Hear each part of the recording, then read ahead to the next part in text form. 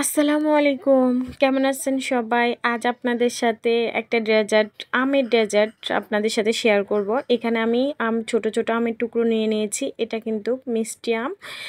আর এটা একটু টক ফজলি আম যেটা ওইটা নিয়েছি আমি। তো এটাকে আমি ব্লেন্ড করব।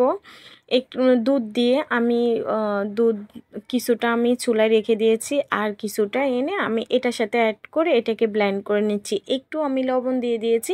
এই দুধের সাথে কিন্তু অলরেডি আমি চিনি অ্যাড করে নিয়েছি। তারপরে এখানে আমি 1 চামচের মতো চিনি অ্যাড করেছি। তো এটাকে আমি ব্লেন্ড করে নিচ্ছি। একেবারে মানে ফিনিশিং ব্লেন্ড না, দেখা গেছে আমার আমের টুকরোগুলো ছোট ছোট টুকরো কিছুটা কিন্তু থাকে। দেখেন ব্লেন্ড করে নিয়েছি। তারপর যেগুলো ছোট ছোট টুকরো আছে একেবারে যে ব্লেন্ড করতে হবে এমন না।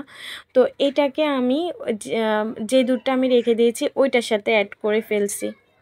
দেখেন ওইটার সাথে মিক্স করে এখানে আমি দিয়ে দিয়েছি আগার আগার। আপনারা আগার আগার একটু পানির মধ্যেও ভিজিয়ে রেখে তারপরে অ্যাড করতে পারেন।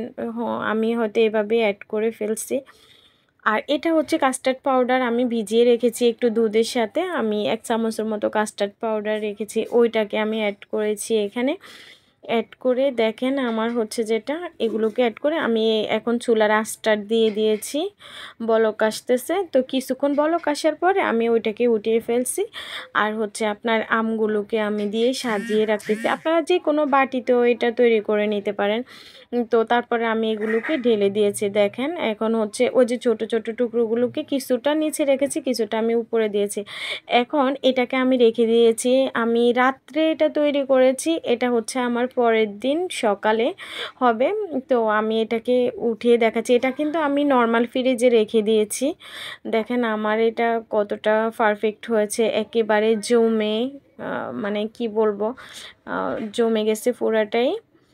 তো সুন্দর এভাবে উঠে আসতেছে। দেখেন এমনিতে হয়তো আমি চাকুর একটু হেল্প নিয়েছি, ইয়ে করে তারপর আমি এটাকে উঠিয়ে ফেলছি। আসলে ওইভাবে একেবারে পড়তেছে না, তো তাই আমি চাকু দিয়ে একটু আলগা করে নিয়েছি। দেখেন তারপর হচ্ছে কতটা সুন্দর হয়েছে, আমি আপনাদেরকে এটা কেটেও দেখাবো কতটা সফট হয়েছে। আপনারাও বাসায় ট্রাই করতে পারেন। এখনও আমটা কিছু কিছু আম এখনও বিক্রি হচ্ছে। তো আপনারাও একবার ট্রাই করে নিতে পারেন, খেতে পারেন। ফ্রিজে রেখে খেলে এটা বেশি ইয়ামি লাগে, ঠান্ডা ঠান্ডা ডেজার্ট যেটা। দেখেন আমি কেটে দেখাচ্ছি কতটা সফট হয়েছে। দেখেন আপনার কাটার মধ্যেই বুঝতে পারতেছেন কিনা জানি না। দেখেন কতটা সফট হয়েছে আমার এই ডেজার্টটা। তো ভালো লাগলে অবশ্যই লাইক কমেন্ট করবেন। আজ এই পর্যন্ত, আল্লাহ হাফেজ।